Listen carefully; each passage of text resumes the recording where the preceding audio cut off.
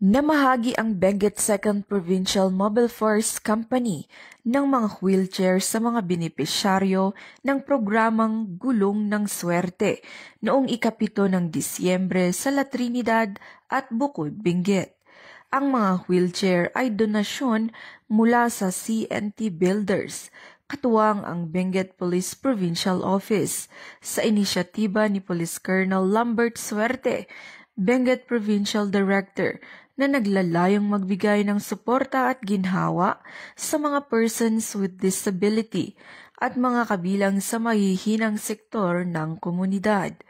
Sa unang bahagi ng aktibidad, binisita ng team si Ginang Dulia K. Lampuyas, 90 anyos na residente ng Pugis, La Trinidad, Benguet, na lubos ng bulag.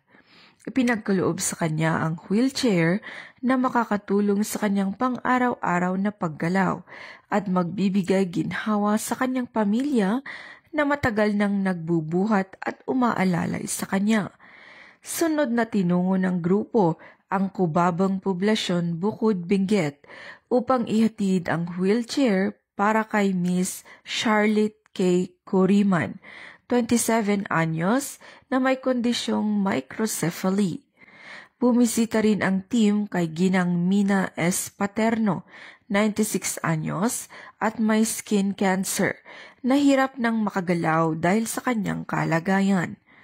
Ang Gulong ng Swerte ay nagpapatunay na matatag na ugnayan sa pagitan ng PNP at mga pribadong katuwang, tulad ng CNT Builders Incorporated, na ang bukas palad na pagtulong ang nagbigay daan upang maisakatuparan ang programang ito.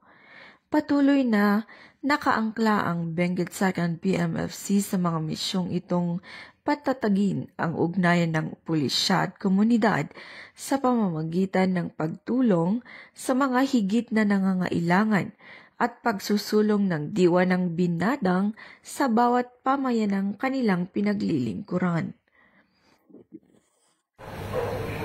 Mula dito sa rehiyon ng Cordillera, ako ang inyong PNN correspondent, Patrolwoman Jezebel Moyaw, alagad ng batas, tagataguyod ng Balitang Pulis.